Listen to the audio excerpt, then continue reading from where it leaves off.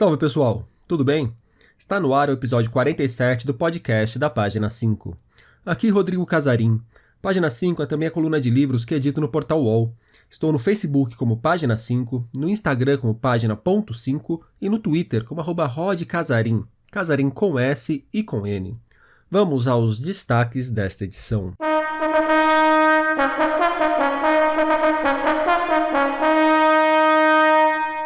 Capa Preta, 4 clássicos dos quadrinhos de Lourenço Mutarelli reunidos num só volume.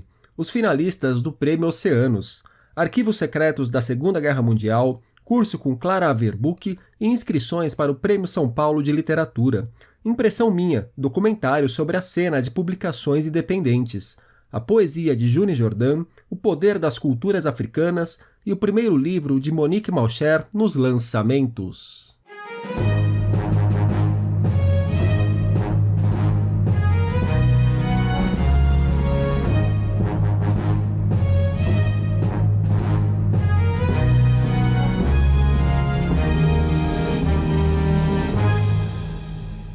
Vocês conhecem o Lourenço Mutarelli.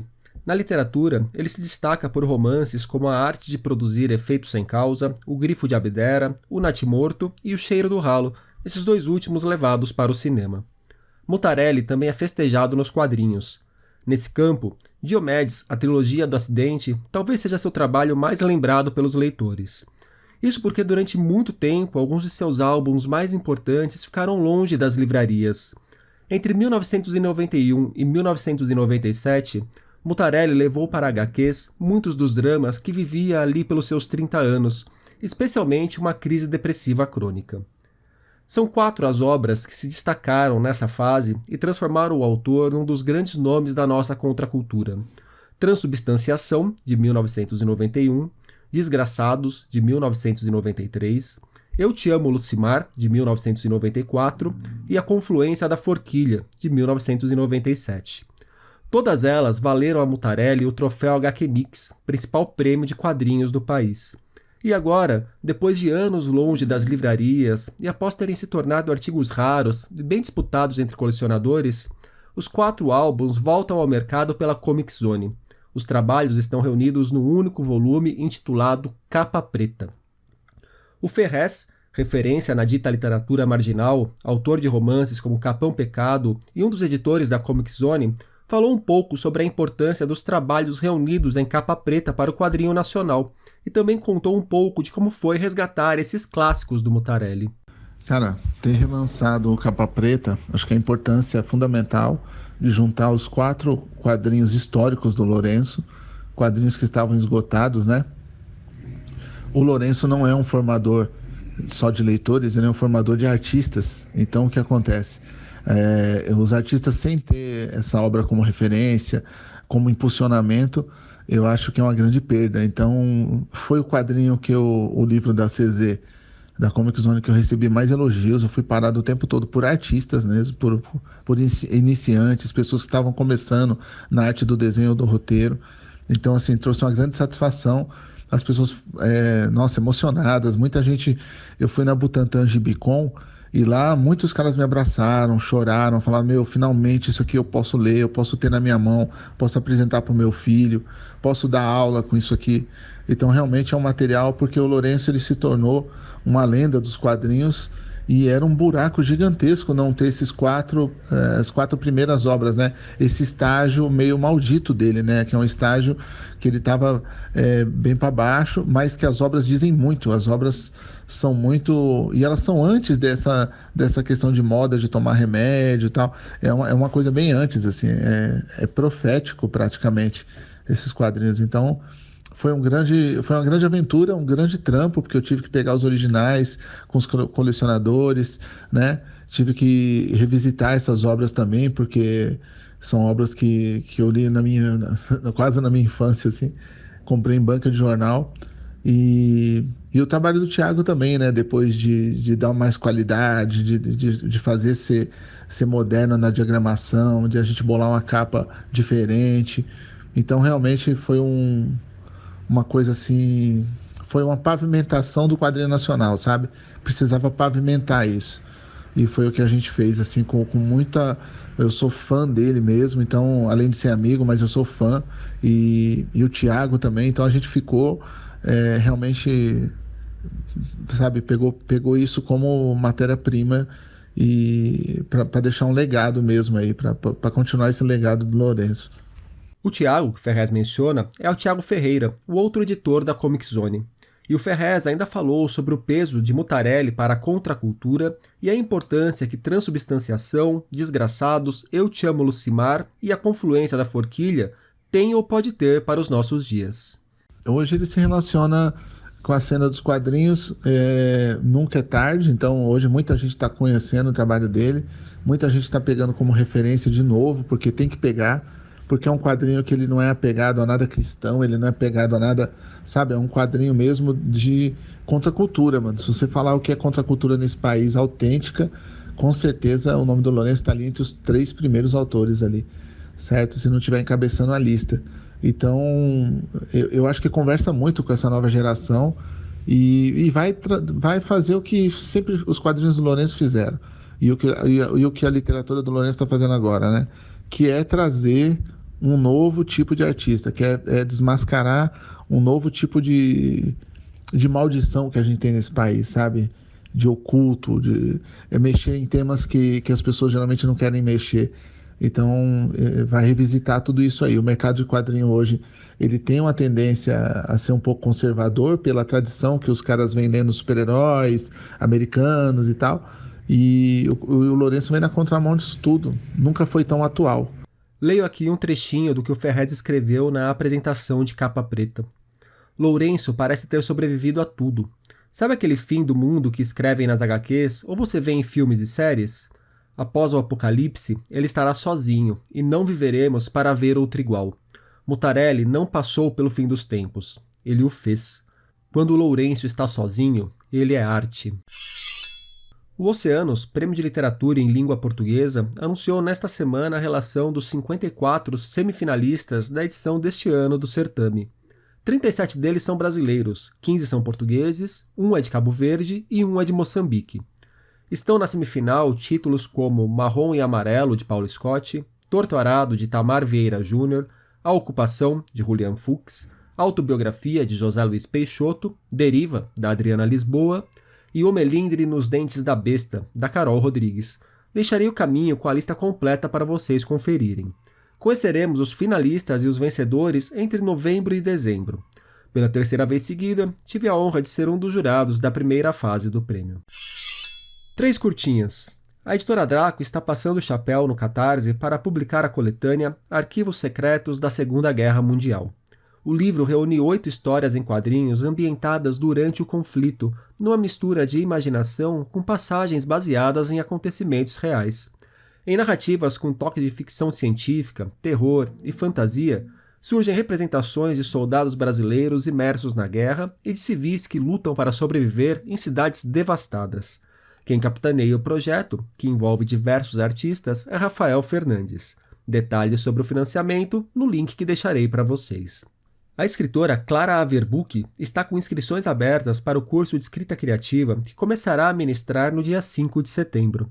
Destravar a escrita e resgatar a paixão são 2 pontos que os alunos podem esperar das aulas, que contarão com exercícios, leituras e conversas sobre os conteúdos produzidos. Totalmente online, o curso tem 8 horas de duração, divididas em encontros de 2 horas cada. Por conta da pindaíba provocada pela pandemia, a Clara está oferecendo um desconto de 30% para quem quiser fazer o curso. O preço caiu de R$ 600 para R$ 400. Dá para parcelar em até 6 vezes. Quem quiser se inscrever, só mandar um e-mail para a Clara no endereço que eu deixarei na descrição do programa. E tem mais premiação. Estão abertas as inscrições para o Prêmio São Paulo de Literatura, que neste ano indicará o melhor romance e o melhor romance de estreia de 2019. As inscrições vão até o dia 8 de outubro. Os finalistas serão anunciados até a primeira quinzena de dezembro. Cada vencedor embolsará R$ 200 mil.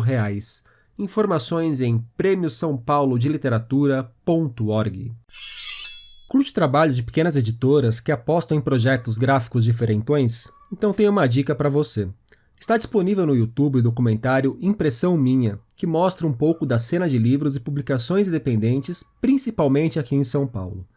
Dentre as pessoas ouvidas para o filme estão a Bia Bittencourt, idealizadora da Feira Plana, que deve ser o evento mais famoso do setor, e os editores João Varela e Cecília Arbolave, da Lote 42. Vale assistir ao documentário, que é curto, menos de meia hora, principalmente pelas reflexões que ele traz sobre formas de negócios possíveis dentro do mercado editorial e sobre o conflito ou a convergência que há entre o livro digital e as publicações impressas. Deixarei o caminho para vocês. Eu sou a história do estupro. Eu sou a história da rejeição de quem eu sou. Eu sou a história do encarceramento aterrorizado de mim mesma. Eu sou a história da ofensa corporal e infindáveis, exércitos contra o que quer que eu queria fazer com minha mente.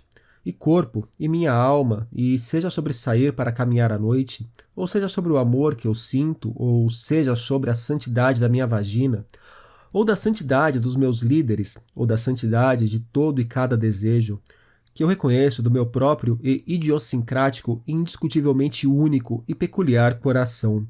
Eu tenho sido estuprada, porque eu tenho sido errada, o sexo errado, a idade errada, a pele errada, o nariz errado, o cabelo errado, a necessidade errada, o sonho errado, a geográfica errada, a alfaiataria errada, eu. Eu tenho sido o significado do estupro. Li para vocês um trecho de Poema sobre Meus Direitos, da poeta afro-caribenha Juni Jordan. Ela nasceu em Nova York em 1936 e tinha raízes jamaicanas. Digo tinha porque a Juni faleceu em 2002. Com uma obra pontuada por referências a lutas pelos direitos civis, direitos das mulheres e liberdade sexual, Juni era apontada por Toni Morrison como um caso raro de alguém que conseguia unir o ativismo a uma inegável qualidade estética em sua escrita. Poema sobre Meus Direitos faz parte da antologia Somente Nossos Corações Vão Bater Bravamente, organizada pelo escritor Christopher Keller e publicada há pouco aqui no Brasil pela editora Figura de Linguagem. Nos poemas do volume, ainda encontramos versos sobre as mulheres sul-africanas, a resistência indígena na Guatemala e um bombardeio a Bagdá. Somente Nossos Corações Vão Bater Bravamente chega em edição bilíngue. Os versos de Juni Jordan foram traduzidos para o português por Fernanda Bastos.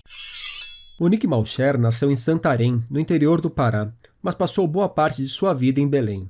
Autora com experiência na publicação de ziner e newsletters, Monique acaba de lançar seu primeiro livro, Flor de Gume, que ela apresenta aqui pra gente. Oi, eu me chamo Monique Malcher, eu sou uma autora paraense.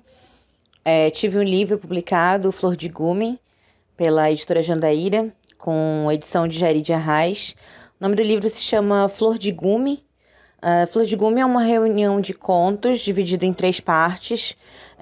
Traz 3 gerações de mulheres, filhas, mães, avós, e falam como essas mulheres do norte, essas mulheres paraenses, vivem em relação à violência doméstica, à violência psicológica e também a relação que uma mulher tem com a outra para sair desse estado de vítima, né? Porque eu sempre falo que nenhuma mulher é vítima, mas está em situação de violência, e o livro traz muito isso. Essa reunião de mulheres, esse encontro e desencontro delas, mas sobre essa ótica da mulher paraense. Então é isso, me leiam. Um beijão. Ela falou da Jairi de Arraes, né? A Jairi assina a orelha de Flor de Gume e escreve que o livro é escrito pelas peles cortadas. Abre aspas. Literatura como mergulhar as pernas nos rios do Pará e ouvir palavras que contam meninas presas em infâncias machucadas, mães e mulheres que cresceram como plantas de verde profundo, apesar da realidade de violência, e avós que nutrem raízes, que aplicam ervas restauradoras no corpo ferido. Flor de Gume, de Monique Malcher, saiu pela Pollen, um pouco antes da editora mudar o nome para Jandaíra. A editora Vozes acaba de publicar O Poder das Culturas Africanas, do historiador nigeriano Toyin Falola, trabalho que reúne diversos estudos contemporâneos que buscam compreender a diversidade cultural da África. O principal objetivo deste livro é discutir a relevância da cultura para os africanos na era moderna, e a cultura aqui é vista de forma bastante ampla, captando boa parte daquilo que nos cerca enquanto humanos. Valores, crenças, a linguagem, as instituições sociais, as tradições.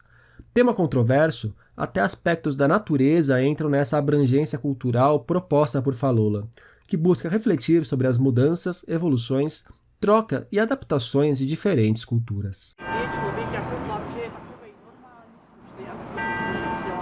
E nos últimos dias, na página 5, nós tivemos o projeto de um deputado que quer criar aqui no Brasil o Dia de Ler Tolkien. Como os livros sobre livros me ajudam a desempacar leituras. E trechos de Por que Não Podemos Esperar, livro de Martin Luther King que acaba de sair aqui no Brasil. Por hoje é isso, pessoal. Indique o podcast para amigos e inimigos. Um abraço, um beijo, um aperto de mão e até a semana que vem.